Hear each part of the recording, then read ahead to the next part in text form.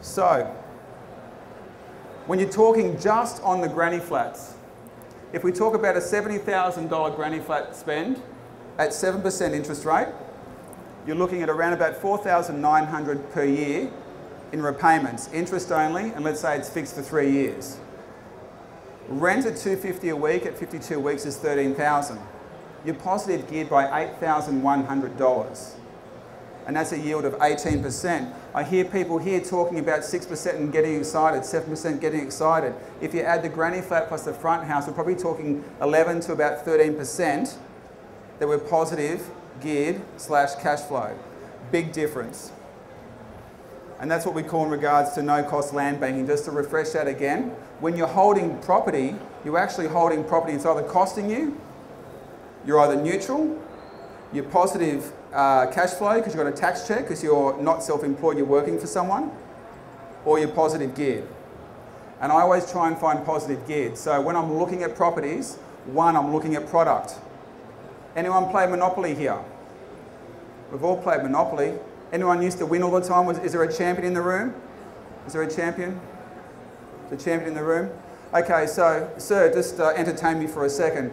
If I was playing against you and we're very competitive, and I go out and buy King's Cross Station, and I go out and buy the Waterworks, we're talking product here right now, and you go out and buy Mayfair and Park Lane, what can you do that I can't do? You can do houses and hotels. So everyone that knows the game says that when I land on this gentleman here, it's going to cost me $4,000. The game states it's going to cost me $4,000 every time I land on either Mayfair or Park Lane. But when he lands on King's Cross Station, it's $250. Even the board game is saying, be developers. The board game that's been around for 100 years is saying, buy development sites. And if you can buy development sites where there's no cost, then you can't go wrong because it's not costing you anything. We all know what happened with the GFC. GFC, what happened? We had the properties in Leichhardt again. The rents were up at $800 a week. When the GFC hit, bang, down to $600, $650. What was happening? People were stepping down. They were moving out west. The properties out west were renting out for $220. They went up to $320, $350 at the exact same time. Then the New South Wales government came out and said, hey, Property Secrets, we know that you've been buying development sites. We're going to bring a granny flat law in that is not a 6-month approval through council, a 10-day approval process, 10 working days. So if it's 10 days, that's 2 weeks, plus an 8-week construction. Basically what happens is, within 10 weeks, you've got dual incomes. While that 10 weeks of all the council approval and getting built and everything else, you're still getting the one income where you're positive cash flow. So I sit here and looking at a product is exceptional. So positive cash flow and capital growth. We buy all states around Australia. We're not restricted to Sydney. And that's important too, because what happens if Sydney is booming? Would you expect me as an experienced property coach and one of the biggest buyers agents in Australia, would you be expecting me to buy for you at the top of the cycle? Well, that's just completely wrong straight off the bat. So we buy all around Australia, but there's only certain areas that we're buying right now, which I'll get to in a second. We buy existing properties, subdividable lots of land, Torrance title. Torrance title means you own the land. We're not buying strata, we're not buying space. 40 minutes, 25 to 45 minutes from the CBD, outer suburbs. We don't mind whether it's renovated or unrenovated, and we want small shortfalls. So really with property, you can get very complex with it, and you can get the Poindexters and the accountants, sorry for the accountants that are here, to make a cash-on-cash return and yield and everything else. Really there's 4 things that we're looking at. 2 incomings and 2 outgoings. The 2 outgoings are loan repayments and costs, council rates, water rates. 2 incomings are tax checks and rent. If it's like that, you're neutral. If it's like that, you're negative. If it's like that, you're positive. And we always want to try and be like that, because then you can't get into trouble. So in my personal opinion and my team's personal opinion, and the investors that we're actually helping on a daily basis, is that right now there's good buying and bad buying. And it's always interesting doing the expos. If we're in Brisbane, for instance, and I'm saying it's bad buying, it's kind of dodging, with the tomatoes and everything else that comes out. So Adelaide, Brisbane, Darwin, Canberra and Melbourne.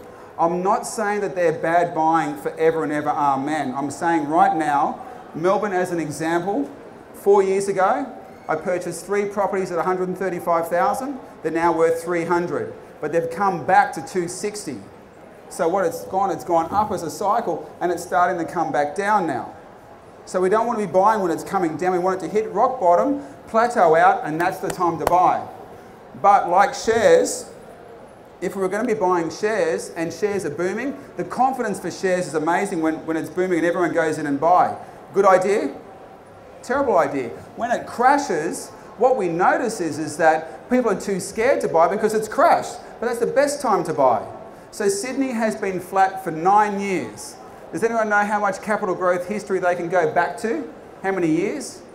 150 years of capital growth history. And what it has shown over the years, and you can speak to your parents and ask what they paid for the property in Sydney.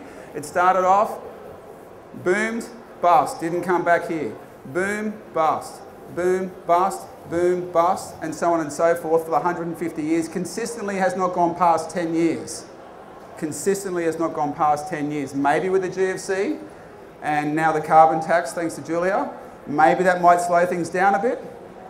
But for our product, if it's not costing you any money, you've fixed the rate, you've got a development side, and you're 5 to 10 grand a year positive, would it matter if there's another GFC or not? No, that wouldn't. It's paying for itself. Does it take any money from your wages? No, it wouldn't.